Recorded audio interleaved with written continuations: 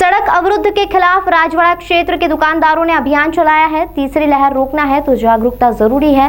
Lockdown कभी मंजूर नहीं। इंदौर रिटेल गारमेंट एसोसिएशन द्वारा आधे दिन दुकानें और उनकी शॉप बंद कर विरोध जताया गया। व्यापारियों ने काले कपड़े पहनकर विरोध जताया। व्यापारियों का कहना है कि यह विरोध नहीं बल्कि प्रशासन का इस ओर ध्यान आकर्षित करने के लिए किया गया है। पटरी और हाट ठेला और फुटपाथ व्यापारियों को वैकल्पिक जगह दी जाए।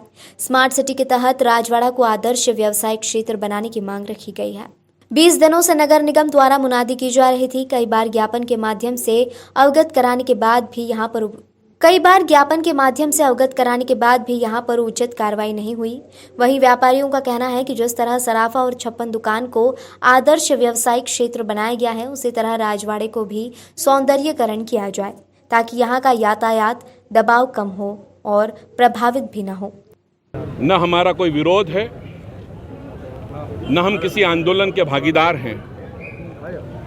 हम लोग विशुद्ध तौर पर व्यापारी हैं, इस शहर के टैक्स दाता हैं और इस मध्य प्रदेश सरकार के हिस्सेदार हैं। हम कहीं भी किसी भी तरीके से आंदोलनकारी नहीं हैं।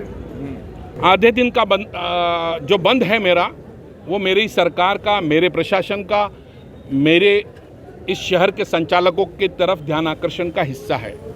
एक लंबी अवधि से मैं अपने पत्रों के जरिए समय मांग रहा था इंदौर प्रशासन से, इंदौर नगर निगम आयुक्त से, माननीय कलेक्टर साहब से।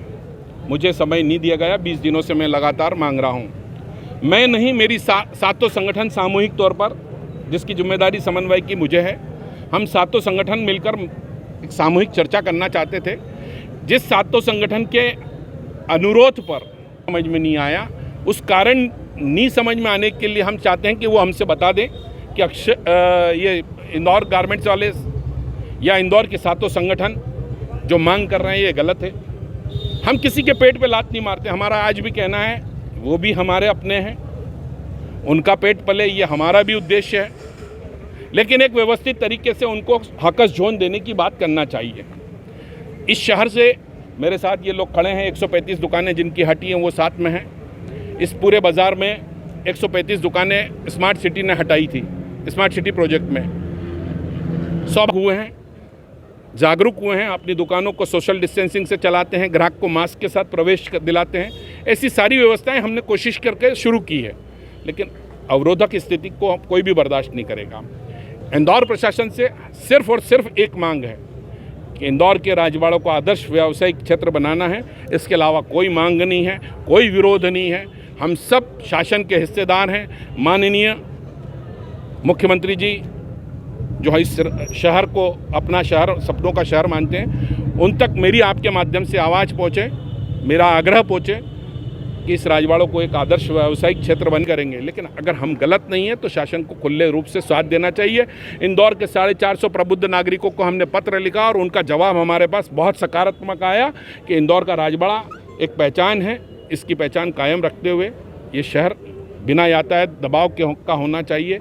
इसलिए हमने कोशिश की है, शासन हमारी बात सुने। अगर नहीं सुनता तो क्या आगे आप कुछ आंदोलन ये जारी? मुझे नहीं लगता कि ये नहीं सुनते। ये नहीं सुनना हमारी कल्पना है। मुझे मालूम है कि जब मेरी बात पहले सुनी गई थी, 20 दिन पहले सुनी गई थी, तो आज भी सुनी जाएगी, क्योंकि मैं उसी शासन का हिस्सेदार हूँ।